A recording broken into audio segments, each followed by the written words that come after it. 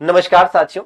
UP triple SC की 2022 के पेट से 2023 के पेट से दोनों को अगर मिला लिया जाए तो दर्जनों भर्तियां हैं जो पेंडिंग है। उसमें वीपीओ भी है, उसमें एजीटीए भी है, उसमें जूनियर असिस्टेंट भी है, इसमें इन्फोर्समेंट कांस्टेबल भी है, उसमें आपका स्टेनो भी है, उसमें आपका और भी कई सारी वैकेंसीज हैं, दर्जनों भर्तियां हैं। और आप देखेंगे इन भर्तियों को पूरा करने के बजाय आयोग एक के बाद एक नई वैकेंसी लाते चला जा रहा है। और आप देखेंगे विभिन्न प्लेटफॉर्म्स, विभिन्न टीचर्स, विभिन्न जो हमारी भाई कम्युनिटी है, हम सभी अध्यापकों से भी अपील करेंगे कि कृपया नई वैकेंसी पर बात करिए। वो ठीक है, अच्छी बात है, और आयोग से भी कहेंगे कि आप नई वैकेंसी दीजिए, वो अच्छी बात है। लेकिन अध्यापकों का यह कर्तव्य बनता है, हमारा यह कर्तव्य बनता है कि हम पेंडिंग वैकेंसीज पर भी बात करें, और आयोग का भी यह कर्तव्य बनता है कि नई वैकेंसीज आप ले आइए, वो अच्छी बात है, लेकिन पेंडिंग वैकेंसीज जो है उसको भी निपटाइए। क्योंकि आप जिस तरह से काम कर रहे हैं, आयोग वर्तमान में जिस तरह से काम कर रहा है, वो तो ऐसी स्थिति है कि बस सबको नौकरी दिखाओ कि नौकरी है, लेकिन देंगे किसी को नहीं। क्या मतलब है इसका? क्या समझ क्या रखा है आपने? आपने ये समझ रखा है, मतलब आयोग की स्थिति तो ऐसी है कि आयोग महाजन बन के बैठा है कि ये रही नौकरी, और सामने सब ठीक है बेरोजगार साथी है ना भाई, जाहिर सी बात है, मजबूर है बेचारे, तो नौकरी ऐसे लेके बैठा है और सामने सब लाइन लगा के बैठे हैं। नौकरी सबको दिख रही है, आयोग नौकरी सबको दिखा रहा है, लेकिन दे किसी को नहीं रहा। दर्जनों भर्तियां पेंडिंग है, और भर्ती प्रक्रिया तेज हो इसके लिए ऑनलाइन डीवी का प्रोसेस लेकर आए हैं महोदय। और ऑनलाइन डीवी कैसे चल रही है? कछुए की चाल चल रही है भाई। ऑनलाइन डीवी एजीटीए की चल रही, 1 महीने डीवी चलेगी भाई। जब 1 महीने तक आपको डीवी चलानी थी तो ऑनलाइन क्यों कराया? ऑफलाइन ही करा लेते, इससे बेहतर तो ऑफलाइन था। और एक बार में एक ही डीवी क्यों करा रहे हो? ऑनलाइन तो इसीलिए आपने कराया था ना, ऑनलाइन प्रोसेस तो इसीलिए आप लेकर आए थे कि ऑनलाइन में एक बार में मल्टीपल डीवीज आप करा लोगे। वो नहीं करा पा रहे हो, फिर क्या मतलब है इसका? और जिस हिसाब से एजीटीए की डीवी 1 महीने चल रही है, इस हिसाब से हर वैकेंसी की अगर 1-1 महीने डीवी चलेगी, फिर तो 2-3 साल लग जाएंगे सारी वैकेंसीज की डीवी कंप्लीट होने में, क्योंकि दर्जनों भर्तियां पुरानी है और नई वाली भी आप लेकर आ गए। तो इस हिसाब से आयोग का तो ये निकम्मापन हुआ। फिर आयोग कर क्या रहा है? कैसे हम मान लें कि आयोग अच्छा काम कर रहा है? ठीक है, ये जो नौकरियों का वैकेंसीज का अंबार लगाते जा रहे हैं, हमें क्या करना है भाई? हमें ये जो नौकरियों का अंबार, ये जो पहाड़ लगा रहे हो, हमें पहाड़ ही देखना होगा तो हम माउंट एवरेस्ट जाकर देखाएंगे प्रभु। ये वैकेंसीज का पहाड़ मत लगाइए। ठीक है, एक एक करके पुरानी डीवीज, पुरानी जो प्रक्रिया है उसको कंप्लीट करिए, और उसके बाद नई वैकेंसी लेकर आइए। या फिर नई वैकेंसी आप ला रहे हैं, ले आइए, कोई दिक्कत नहीं है, लेकिन पुरानी प्रक्रिया भी कंप्लीट करो यार, है ना। लोगों के घर में, है ना, घर में खुशियां आए, उनके जीवन में रोशनी हो, उजाले हो, उनकी चीजें बेहतर हो। और जिस तरह से आयोग काम कर रहा है, आप एक बार जरा सोच कर देखिए कि एक ही बच्चा मल्टीपल एग्जाम्स में सेलेक्ट होगा, और अंत में वो क्या करेगा? 4-4 में, 5-5 में, 6-6 में सेलेक्ट हो रहा है, एक में ज्वाइन करेगा, बाकी छोड़ देगा। और ऊपर से आपको ना तो अभ्यर्थन वापसी की डिमांड्स को मानना है, ना तो आपको वेटिंग लिस्ट की डिमांड्स को मानना है, और काम वही वाला कर रहे हो कि स्थिति आकर यहीं फंसेगी। हर कोई यही सोचेगा कि काश ये दे देते तुम, ये भी नहीं दे रहे हो। आप सोचिए ना कि भाई दर्जनों भर्तियां पुरानी पेंडिंग है, और ऐसे बहुत सारे बच्चे हमसे खुद ही मिले हैं। हम खुद ऐसे पर्सनली सैकड़ों बच्चों को जानते हैं जो मल्टीपल एग्जाम्स में सेलेक्ट होने का दम रखते हैं। उनके जूनियर असिस्टेंट में भी अच्छे हैं, उनके एजीटीए में भी अच्छे मार्क्स हैं, उनके और भी बहुत सारी ऑडिटर वगैरह में भी अच्छे मार्क्स हैं, स्टेनो में भी अच्छे मार्क्स आ रहे हैं। वो कई वैकेंसी में सेलेक्ट होंगे भाई, और ज्वाइन वो एक ही करेंगे। हमने उनसे कहा भी कि ऐसा क्यों, तो कहीं सर मजबूरी है, जब तक नहीं मिल जाता तब तक सब देना है, क्या करें। और नई वैकेंसी भी आप लेकर आए, उनका भैया लेखपाल भी लगा, वो हमसे भी पूछ रहे हैं कि सर हमारे जूनियर असिस्टेंट में 70 नंबर है, हम क्या करें, लेखपाल की तैयारी करें कि ना करें। हमने कहा भैया करो, हम भी क्या कहें, हम भी तो ये नहीं कह सकते कि मत करो। कल को तुम्हारी कट ऑफ भी इतनी हाई जाती है कि कल को उस बच्चे का नहीं हुआ तो वो तो ना इधर का होगा ना उधर का होगा।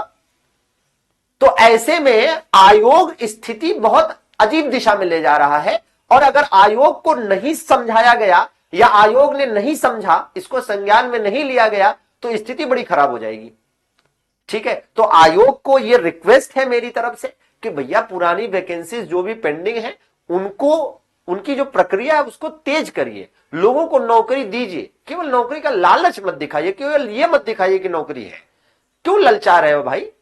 तुम क्या मतलब अंग्रेजों के जमाने में हम जी रहे हैं कि तुम साबित करना चाहते हो कि हमारे पास है सब कुछ, तुम हमारी जी हुजूरी करो, प्रयास में लगे रहो, हम देंगे तुम्हें ठेंगा नहीं, है ना? ये वाली हालत है। और ऊपर से विड्रॉल पोर्टल के लिए और वेटिंग लिस्ट के लिए जब लगातार डिमांड हो रही है तो मान लो प्रभु क्या जाता है तुम्हारा, और कोई खराब चीज की डिमांड हो रही है, मान लोगे तो तुम्हारा क्या चला जाएगा, बल्कि अच्छा ही होगा, चीजें बेहतर ही होंगी। और तुम किस लिए वैकेंसी निकालते हो यार? वैकेंसी किस लिए निकालते हो? आखिर नौकरी देने के लिए तो वैकेंसी निकाल रहे हो, ऐसा तो है नहीं केवल दिखाने के लिए वैकेंसी निकाल रहे हो। एक सेकेंड, दिखाने के लिए तो नहीं निकाल रहे हो, केवल केवल वोट के लिए तो नहीं निकाल रहे हो ना? तो साबित करो, साबित करो, भर्ती प्रक्रिया पूरी करके साबित करो। अपने आप को बाकी दूसरों की सरकारों की तरह ही अगर आप दिखाओगे तो फिर आप में और दूसरों में फर्क क्या है? फिर हमने उनको वोट देकर नहीं जिताया तो तुम्हें भी वोट देकर नहीं जिताएंगे। चलो हम कहते हैं प्रभु आप ही सत्ता में रहो, हमेशा रहो, सालों साल जियो, दूधो नहाओ पुलो पुलो, क्या समस्या है? लेकिन चीजें तो सही कर दो, अच्छी कर दो भाई, है ना? पुरानी भर्तियां जो भी पेंडिंग है निपटाइए, 1 बाई 1 उसकी प्रक्रिया तेज करिए। नई भर्ती लेकर आ रहे हैं, अच्छी बात है, ले आइए, ठीक है। और ये प्रभु विड्रॉल पोर्टल और वेटिंग लिस्ट वाले मामले को भी मान लीजिए, ठीक है। और आप सभी से भी निवेदन है कि थोड़ा अवेयर रहिए, जहां कहीं भी मौका मिले इस तरह की चीजों का तो आप बात जरूर कहिए। कभी आपकी किसी विधायक से, किसी सांसद से मुलाकात हो जाए तो इन मुद्दों को उठाइए, क्योंकि अब अगले साल इलेक्शन है तो लोग तो आएंगे ना आपके पास, विधायकी जो लड़नी है आएंगे ना अपना प्रचार करने के लिए, तो उनसे इस बात को उठाइए। कहीं कोई आपको पत्रकार मिल जाए उससे इस बात को उठाइए, कहीं आपको किसी प्रकार से भी मौका मिल जाए सोशल मीडिया वगैरह के माध्यम से भी आप अपनी बात रखते रहिए। आप अवेयर नहीं होंगे तो कौन अवेयर होगा? और आप दूसरों को अवेयर नहीं करेंगे, अपने साथियों को अवेयर नहीं करेंगे तो कौन अवेयर करने आएगा भाई? हम रोज रोज इस तरह की वीडियो भी तो नहीं बना सकते, पता चले हम ही वो उठा ले जाए कि चलो तुम बड़े आए वीडियो बनाने वाले, तुम्हें बड़ी दिक्कत हो रही है, तुम्हें कौन सी नौकरी चाहिए? समझ रहे हो आप? तो आपको भी जागरूक होना पड़ेगा भाई। आप इस तरह के, आप देखिए, आप सभी लोग रील चलाते, आप सभी लोग फेसबुक चलाते, ट्विटर भी चलाते होंगे, है ना, यूट्यूब भी चलाते होंगे, व्हाट्सएप भी सब चलाते होंगे, सोशल मीडिया साइट का खूब इस्तेमाल करते होंगे। आप समय निकालकर, ठीक है, क्यों इस तरह की समस्याओं पर पोस्ट नहीं करते भाई? करिए ना, अपनी ताकत दिखाइए।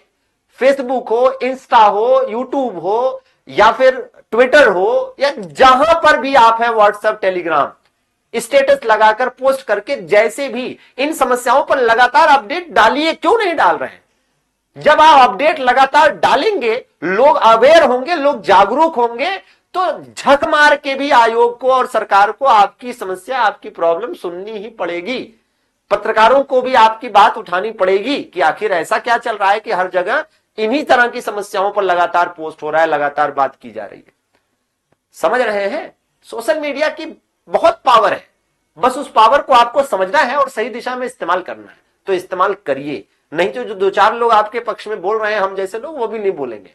कैसे बोलेंगे भाई? खुद जब तक आप जागरूक नहीं होंगे, अपने लिए आप जब तक खुद स्टैंड नहीं लेंगे, दूसरा कब तक क्या करेगा? तो आपको खुद अपने लिए स्टैंड लेना पड़ेगा, क्योंकि वो कहते हैं ना कि सामूहिक प्रयास से ही चीजें संभव हो सकती हैं, ठीक है। तो एकजुट होकर आवाज उठाइए और एक दूसरे को समझिए, एक दूसरे की ताकत बनिए। और ये कतई मत सोचिए कि ये तो उनकी समस्या है, मैं क्यों बोलूं। अरे भैया, कल आज उनकी समस्या है, कल वो आपकी समस्या बन सकती है। वो कहते हैं ना कि चिंगारी उठी है, आग लगी है, तो आएंगे जद में सबके घर, इस शहर में मेरा ही अकेले का मकान थोड़ा ना है ना। तो इसलिए समझिए, जागरूक रहिए और जागरूक करिए, और ऐसा प्रयास करिए, ऐसा माहौल बनाने का प्रयास करिए कि चाहे कोई संस्था हो, चाहे सरकार हो, जवाबदेह हो हमारे आपके प्रति। तभी लोकतंत्र की ताकत है और तभी लोकतंत्र की जीत है।